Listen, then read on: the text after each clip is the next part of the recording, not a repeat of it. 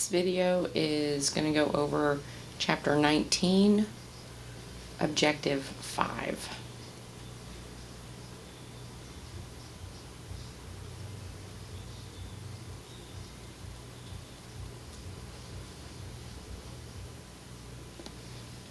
We're going to talk about the cardiac conduction system.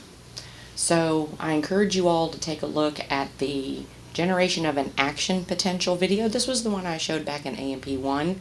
It's about 4 minutes long, just to refresh yourself with depolarization and repolarization, sodium ions going in during the depolarization, and then potassium ions going out during the repolarization. So you need to familiarize yourself with those, especially those two terms. There's also a graded activity for you to do over that video. So be sure to check out the Moodle page and get that done. I encourage you all to also watch this. It gives you a visual on how the conduction system works. We're going to talk about the conduction system, but without that visual, it's kind of hard to figure out what's going on. So you do need to know your EKG wave, your PQRST wave. You need to know what's going on in each segment. So while we're going to talk about it, this also talks about it and then shows you where the blood flow is going, which ventricles versus atrium, what's contracting, what's relaxing, how the blood is moving through the heart. So again, I encourage you all to take a look at this video so you can visually understand what's going on with that conduction system. There is a handout that goes along with that. It's in your packet. It should also be on the Moodle page. And there's also an activity for you to do as well on the Moodle page that is for a grade. This again, just an awesome video that explains how that conduction system works. It really goes into the ventricles contracting versus relaxing and what part of that EKG wave that's happening in.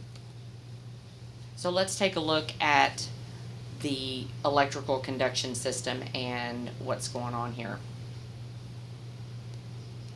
So again, your EKG wave is going to be P, Q, R, S, T. We're not going to talk about U. There is a U. There's some other components, but we're just going to go with the basic P, Q, R, S, T. So you're going to need to know what's happening at the P wave, the QRS complex, the S and the T wave. So specifically the Q and the R. So with P, the P wave, what we have is atrial depolarization.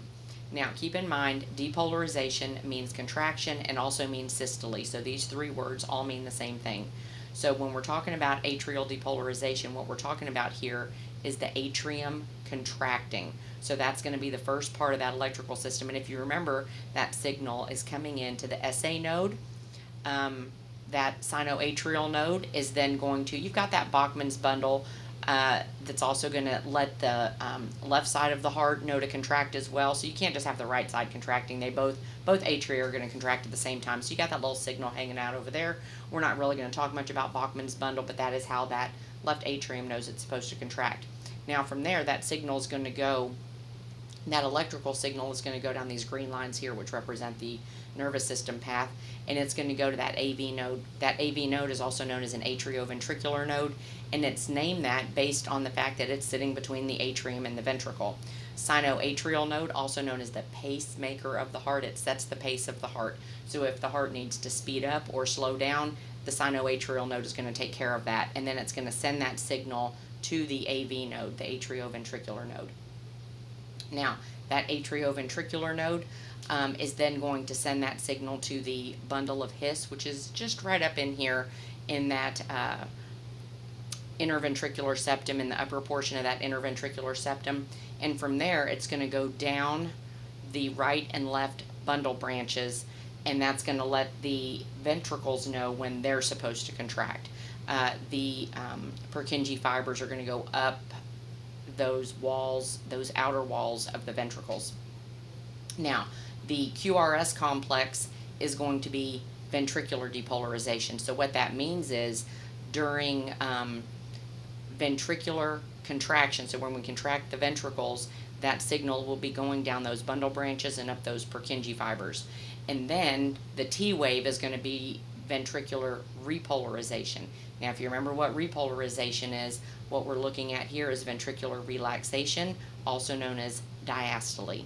So again, you need to know what's happening during the conduction system of the heart. This is just a summary showing you how the blood flows through the heart. So I'll give you a second to take a look at these 3 questions.